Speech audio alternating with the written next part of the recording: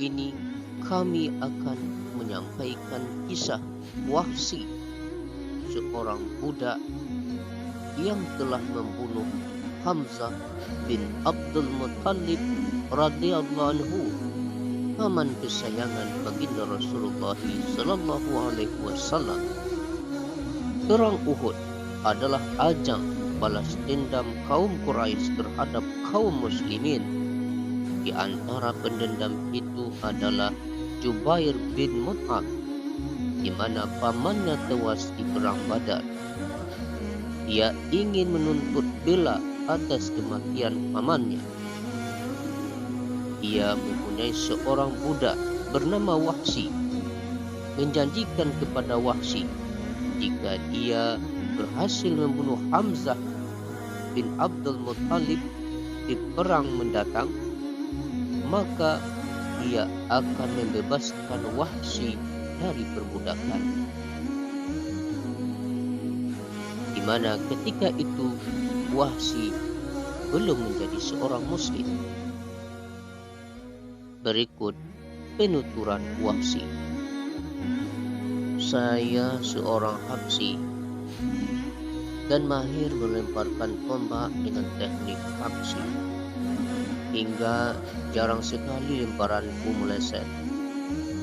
Tatkala orang-orang telah mulai berperang, saya pun keluar dan mencari-cari Hamzah, hingga akhirnya tampak di antara manusia tak ubahnya bagai unta kelabu yang mengancam orang-orang dengan pedangnya, hingga tak seorang pun yang dapat bertahan di depannya. Maka demi Allah, ketika saya bersiap-siap untuk membunuhnya, saya bersembunyi di balik pohon agar dapat menerkamnya atau menunggunya supaya dekat. Tiba-tiba saya didahului oleh Sibak bin Abdul Uzza yang tampil ke depannya. Tatkala ia tampak oleh Hamzah, maka serunya, "Marilah ke sini wahai anak tukang sunat wanita." Lalu ditebasnya hingga tepat mengenai kepalanya. Ketika itu saya pun menggerakkan tombak mengambil ancang-ancang, hingga setelah terasa tepat, saya lontarkanlah hingga mengenai pinggang bagian bawah dan tembus ke bagian muka di antara dua pahanya. Dicobanya bangkit ke arahku, tetapi ia tak berdaya, lalu rubuh dan meninggal.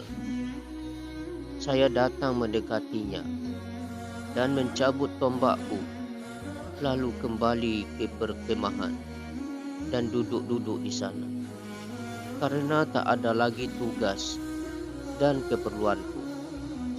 Saya telah membunuhnya semata-mata demi kebebasan dari perbudakan yang memilikiku. Sesampainya di Mekah, saya pun dibebaskan. Saya tetap bermukim di sana sampai kota itu dimasuki oleh Rasulullah di hari pembebasan. Maka saya lari ke Taif, dan tatkala utusan Taif menghadap Rasulullah untuk menyatakan keislaman, timbul berbagai rencana dalam pikiranku. Kataku dalam hati, biarlah saya pergi ke Syria atau ke Yaman atau ke tempat lain. Demi Allah, ketika saya berada di dalam kebingungan itu, datanglah seseorang mengatakan kepadaku, "Wahai bodoh, Rasulullah tak hendak membunuh seseorang yang masuk Islam. Maka pergilah saya mendapatkan Rasulullah SAW di Madinah. Saya baru tampak olehnya ketika tiba-tiba telah berdiri di depannya, mengucapkan 2 kalimat syahadat. Tatkala saya dilihatnya, beliau bertanya, 'Apakah kamu ini Wahsy?'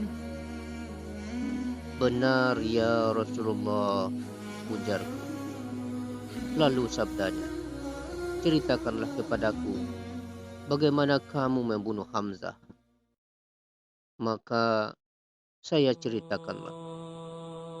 Dan setelah cerita saya itu selesai, sabdanya pula, sangat menyesal. Sebaiknya engkau menghindarkan perjumpaan denganku. Maka selalulah saya menghindarkan diri dari hadapannya. Dan jalan yang akan ditempuh oleh Rasulullah agar tidak kelihatan oleh beliau sampai saat beliau wafat.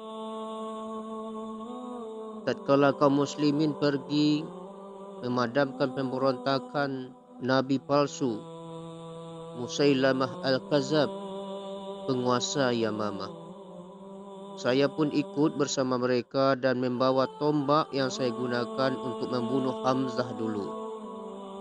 Ketika orang-orang mulai bertempur, saya melihat Musailamah Al-Kazab sedang berdiri dengan pedang di tangannya.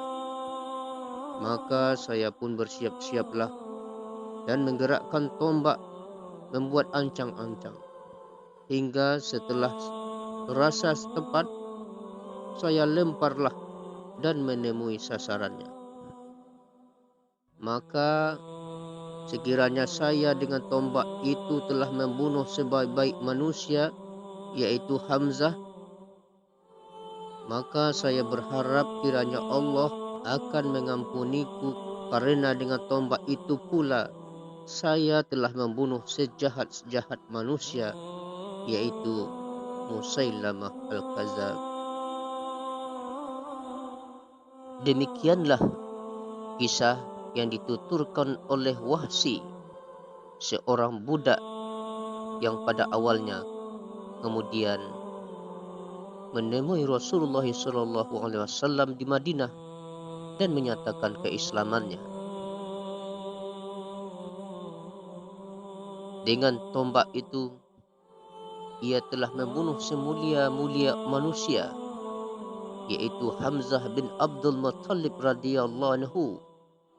Dan juga dengan tombak itu, ia telah membunuh manusia sejahat-jahatnya, yaitu Musailamah Al-Kazab, seorang nabi palsu.